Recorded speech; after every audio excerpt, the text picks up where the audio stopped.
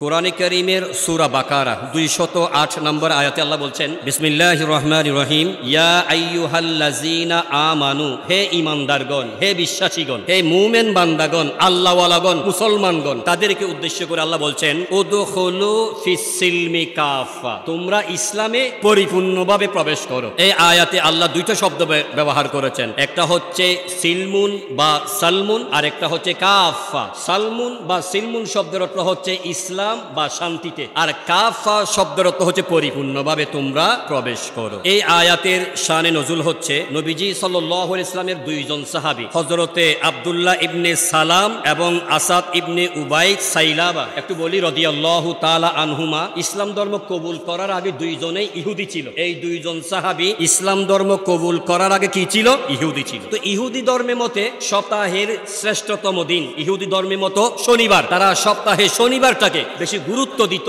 সম্মান করত, ইজ্জত করত। আরেকটা বিষয় হচ্ছে তারা কখনো উটের গোশত, ইহুদিরা উটের গোশত খাওয়াটাকে হারাম মনে করত। এই ইহুদি থেকে দুইজন সাহাবী যখন মুসলমান হলেন, মুসলমান হওয়ার পরও কেন জানি ওই ইহুদিদের থাকে শনিবারের প্রতি যে একটা দরদ ছিল, ইসলাম ধর্ম কবুল করার পরও শনিবারের প্রতি তাদের একটা আলাদা দরদ আছে, জুমার চাইতো। এরপরে তাদের সামনে যখন কোনো উটের গোশত পরিবেশন করা হতো, তারা সেগুলা খেত না। তারা বলছে আমাদের ইচ্ছা নেই, আমাদের খেতে মন চাচ্ছে না। এই দুই সাহাবীর এই দুই ধরনের আচরণের কারণে মহান আল্লাহ তাআলা কোরআনে কারীমের এই আয়াত নাজিল করেছেন, তোমরা যারা ঈমান এনেছো, মুসলমান হয়েছো, ইসলামের সুচিতল ছায়ায় অবস্থান করেছো, তোমাদেরকে উদ্দেশ্য করে বলছি, তোমরা ইসলামের মধ্যে পুরোপুরিভাবে প্রবেশ করো। সুবহানাল্লাহ।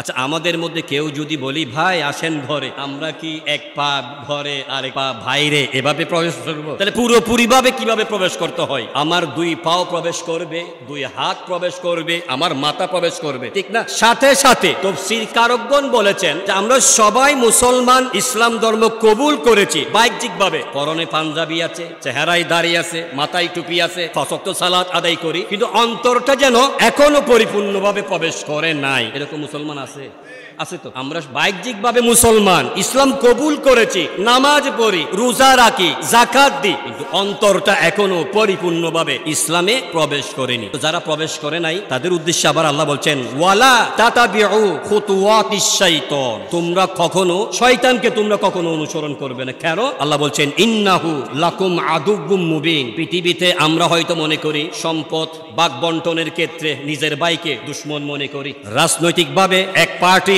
আরেক পার্টির ভাইকে শত্রু মনে করি, আছে নাকি? অথচ দুইজনেই মুসলমান, কিন্তু রাজনীতির কারণে একে অপরকে আমরা শত্রু মনে করি। অনেক সময় বাবা কেন আমার অমুক ভাইকে সম্পত্তি একটু বাড়িয়ে দিল, এই কারণে আমি বাবাকে মনে প্রাণে ঘৃণা করি, নাউজুবিল্লাহ। বাবার সাথে একটা শত্রুতা হলো, মায়ের সাথে হলো, বোনের সাথে হলো, এইভাবে এক এক সময় এক এক ভাবে মুসলমানরা শত্রু মনে করে কিনা বলেন? অথচ আল্লাহ বলছেন, হে আমার বান্দারা, তোমরা মনে রেখো, ইন্নাহু লাকুম আদুউন মুবিন, তোমার ভাই তোমার দুশমন নয়, তোমার মুসলমান ভাই তোমার দুশমন নয়, তোমার আত্মীয় স্বজন, তোমার প্রতিবেশী যারা ইসলাম কবুল করেছে, তারা তোমার প্রকাশ্য শত্রু নয়, তোমার স্পষ্ট শত্রু, তোমার প্রকাশ্য শত্রু হচ্ছে অভিশপ্ত মলউন শয়তান। এখন আমরা নিজের ভাইকে যতটুকু গুরুত্ব দিই না, শয়তানের পদাঙ্ককে আমরা এর চাইতে বেশি গুরুত্ব দিয়ে থাকি। কথা বলেন ঠিক কিনা? তাহলে ইনশাআল্লাহ আমরা চেষ্টা করব এই বিষয়ে আমরা আমল করবার জন্য।